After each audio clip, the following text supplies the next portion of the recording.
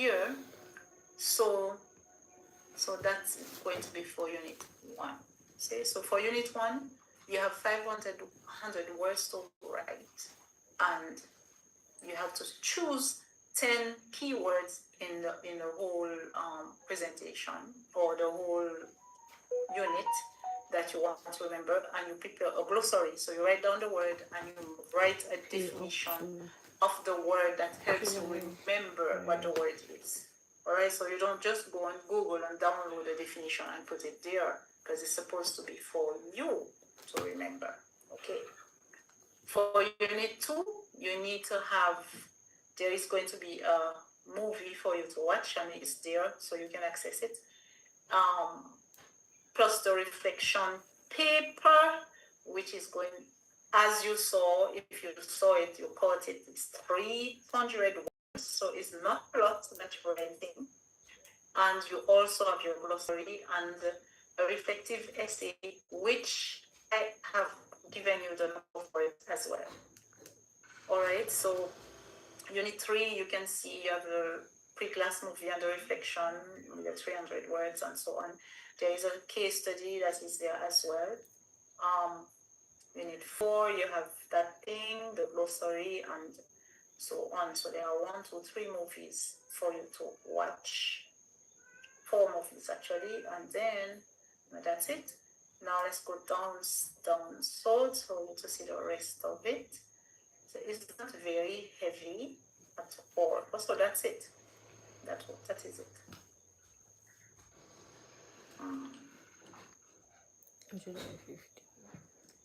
No, that's not it.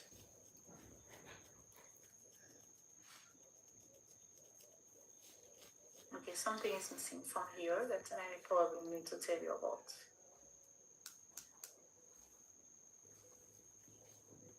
All right. So I will go back and add that thing there. Something is missing. And I think it is the handbook of methods. That's what is missing in the listing. All right. So that is that. Let me see if there's anything else that I missed out here. That's it. So it's just the handbook that's missing. All right, so I will tell you when and how about this. Eureka, see your hand. Yes. Good afternoon, everyone. May I get a notification body? Just to be clear, the glossary is the meaning of the words as we understand it, not the dictionary. Yes. Okay. Yes, as you understand it. So you will look at it, and then we'll discuss it in class, and then you'll see, okay, this is my definition. This is how I understand it. Yes. Okay, my second question, I'm not sure if I'm preempting you, but if I am, you could stop me. You will give us the structural outline of these reflective papers or essays, or is it that we're free to structure it how we want to? I really don't like too much structure, but I think in this this course outline there is a section where it really explains how to write the okay, I think it's further down. I think in the course outline itself there is something that gives some heads up on that. Guidelines for written assignment. We don't have a journal article to I took that out, so forget about that. All right. So it doesn't really give you as you see here, it doesn't really give you a format, but you know, it's general. So you are free to write as you feel. You know, yeah. All right, so that is that. It looks like a lot of work, but it's really not. It's just there are guidelines here for position papers as well. All right, so you can, but just write. Make sure that you just write what it is on your mind, but still within the the number of pages, the number of words. That's very important for me because I won't have the time to mark a lot of words. Then okay, so this is it for the course outline. So let me see if I can upload it for you. I'll put it in the chat for you as you have asked. Is it body price? See. To like someone back. Try. No, it's not bad. Okay. You're human. So, how are you doing today? I'm doing okay. Let me come out of this and I'm just checking something. See if I can do that right now. Chat. If there is anything on your mind, please feel free to say it while I'm trying to do this. 5. At your box, I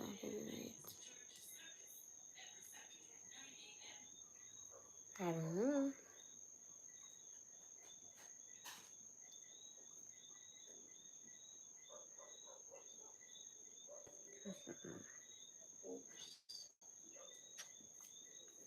I am not seeing the file.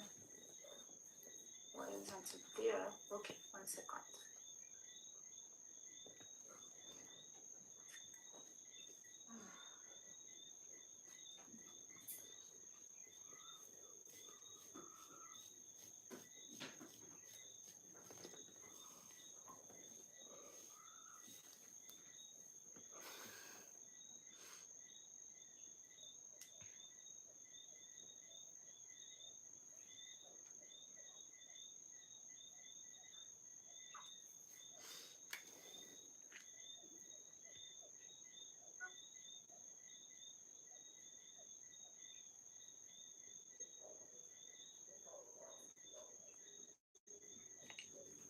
In September 12th.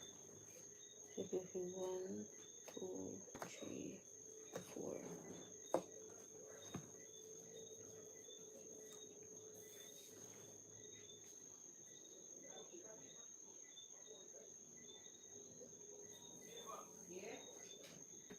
I want to sleep, man. I want to sleep with you. Oh, okay. I'll do something else. October 27th. Let's stay at home.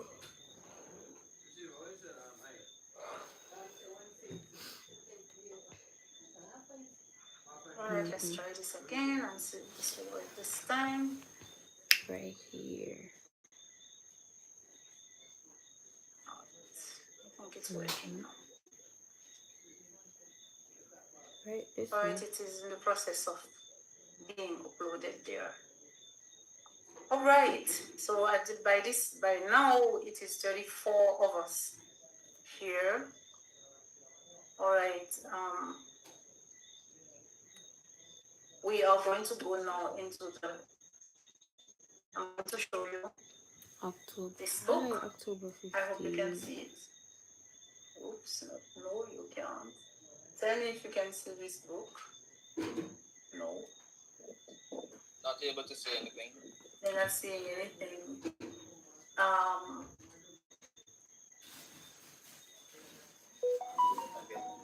Okay, I'm able to see it.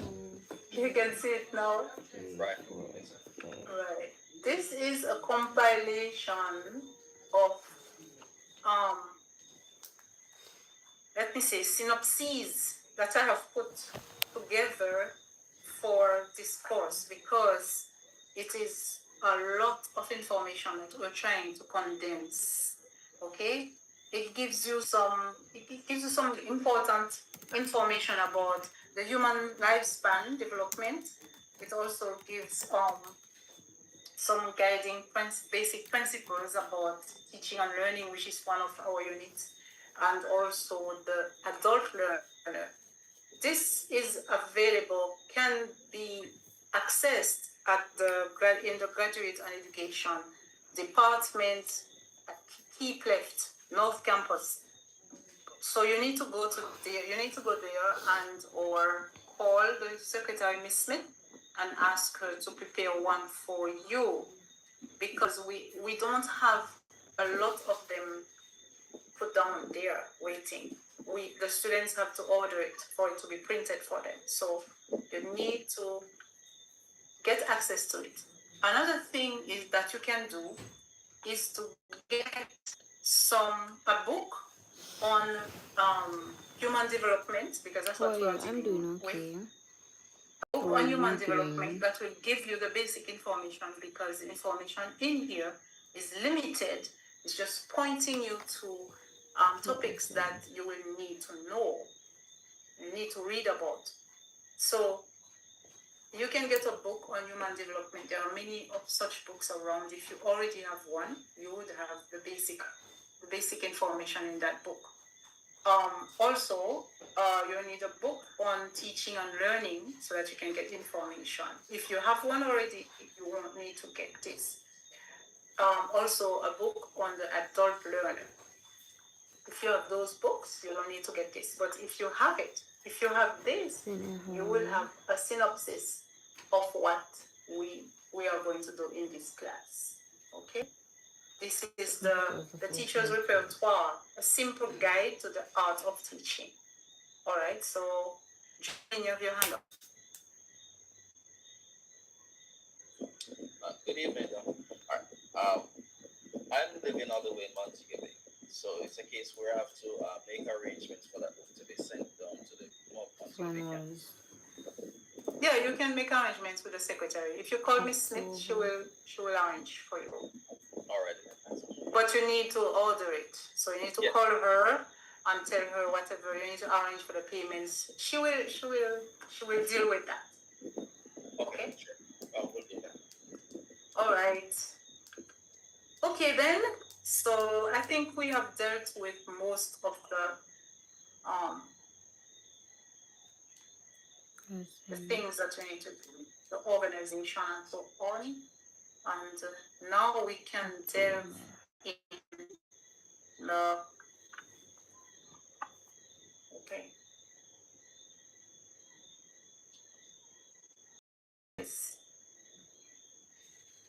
It is in the course outline.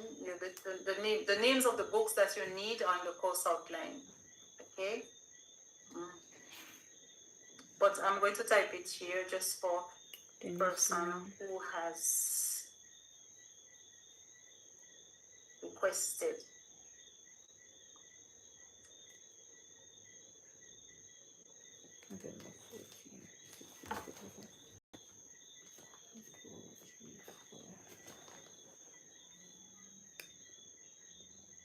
Okay, so I'm going to November 14. put this there for you. All right. Okay. Showing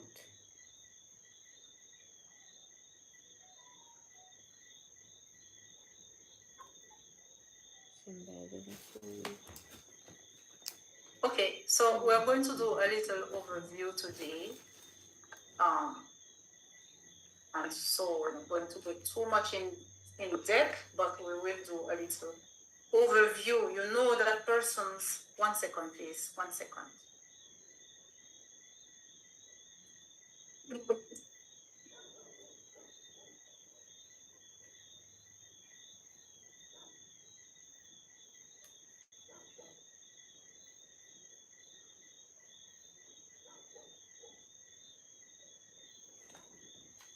All right.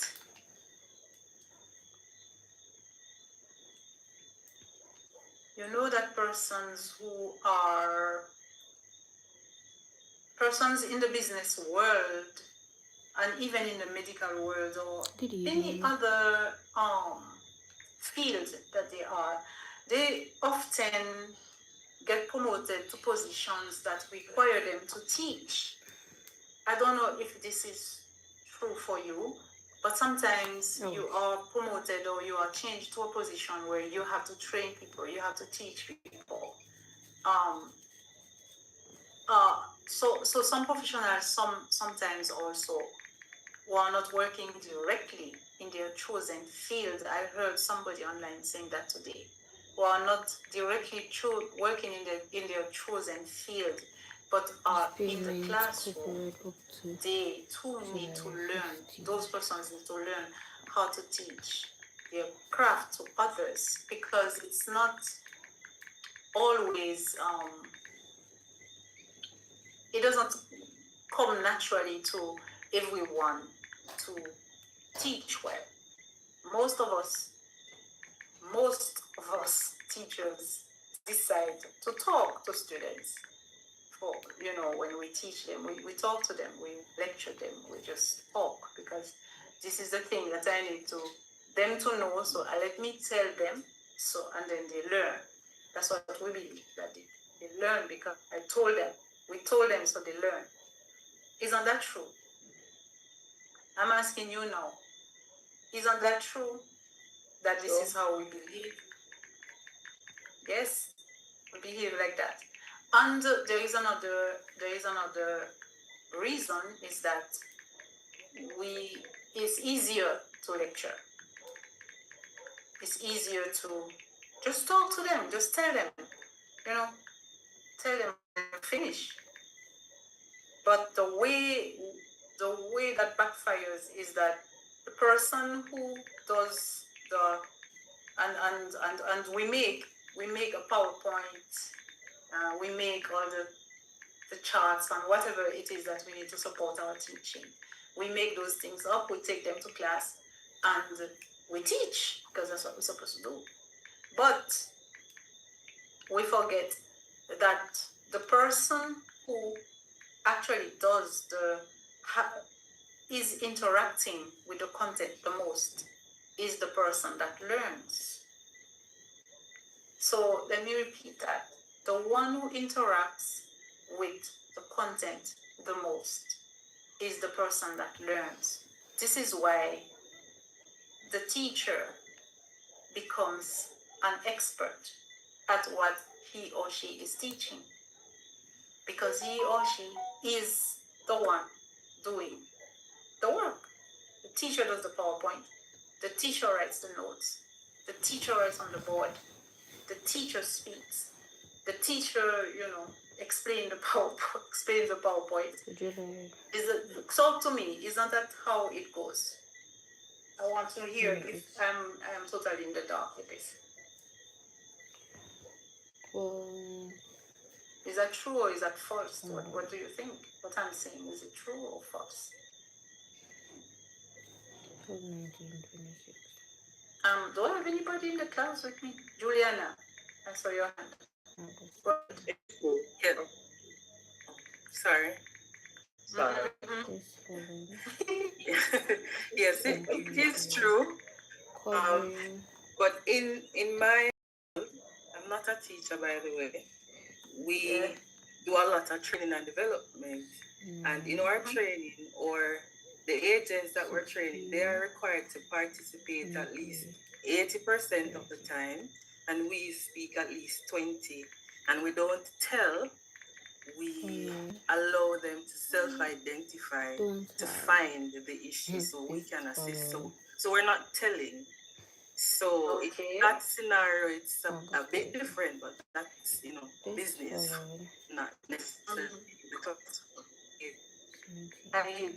so in your learning, you are encouraging persons to learn by interacting with the content, and the teacher does not speak as much, I would say, as much, and does not really interact with the content as much, right? But the teacher still develops the content, right? The teacher prepares the content, the teacher explains, right? correct. Right, and this is what I'm talking about. Actually, what should happen in school is that teachers come with the content and allow the students to develop it with him or her, right?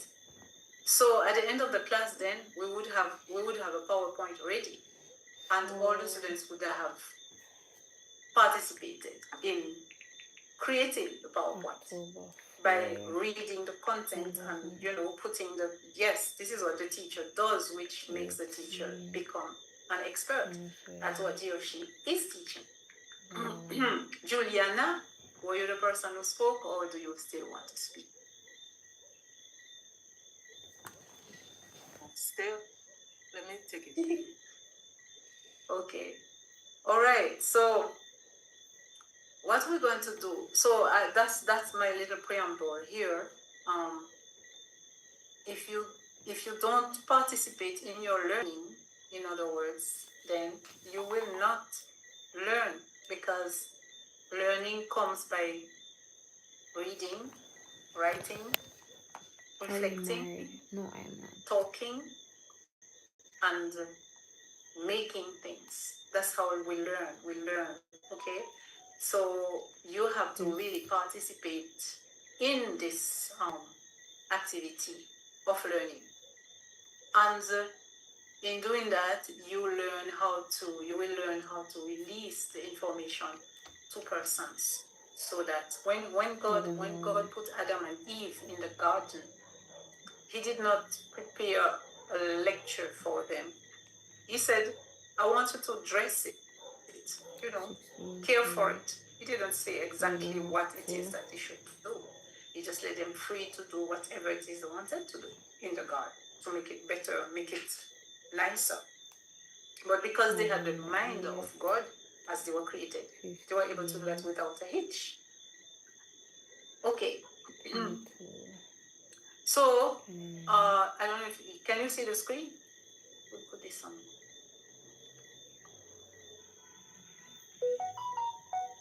Can you see the screen? Please respond so that I know whether or not you can see the screen. Yes, I'm seeing the screen. Okay. So, all right, thank you. So this is an overview of what it is that we are going to cover in, not cover, but uncover really in this course. So we are going to look at not the whole course, but this particular unit here. We are going to look at the development of, the development of the person, of the human. And we will see that it is a continuous process. Persons, from the day they are conceived, they begin to develop, and they continue after their birth, and they continue down to their death. There is always development happening in the human. And you need, why do you need to know that?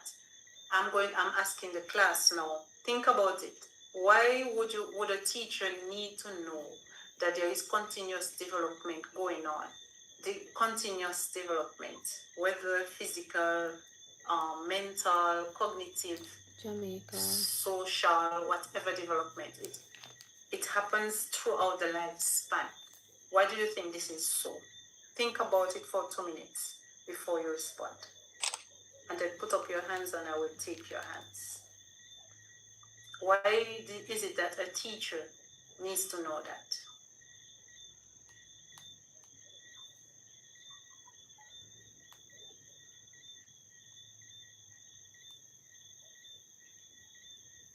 Okay, my internet is a little weak, so I will stop the video,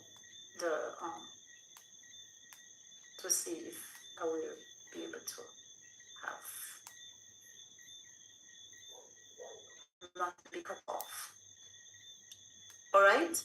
So anybody, if you want to answer, put up your hands. All of those who want to answer, put up your hands, and then I will take them in order. Okay. All right. So I see Sophia. Sophia, go ahead. Right. Well, Not want hearing to you. make an attempt. Are you hearing me better now? Yes, I'm hearing now. Okay, great. All right. I was saying now I just want to make an attempt to see if I can answer the question. I believe that learning is a process. It's a journey that we all take. And because we learn new things every day, we develop as we go along. We grow, we learn new things, we incorporate what we learn into the classroom because it's in stages, and as we grow, as we develop, as the journey continues, we share what we have learned with our students during the process.